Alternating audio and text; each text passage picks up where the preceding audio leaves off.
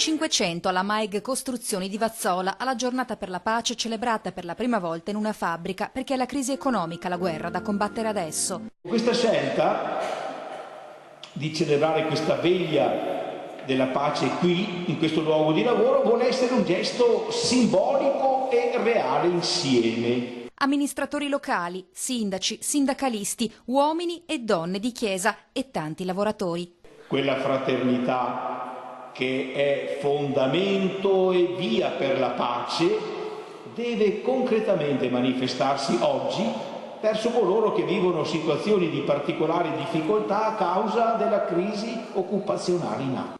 Ci auspichiamo, speriamo sempre, di riuscire a continuare questo percorso di solidarietà e di gestione solidale nei confronti di tutti i lavoratori e che ci permetta comunque di continuare ad andare avanti e di poter mantenere il nostro e gli altri passi di impresa. Nessuno di noi purtroppo ha facili ricette per la soluzione di questa emergenza, ma noi siamo qui anche per dire che non bisogna disperare. La luce della speranza deve restare accesa. Non bisogna arrendersi e come non mai c'è bisogno di sostenersi reciprocamente, non solo a parole, ma anche concretamente, con i fatti.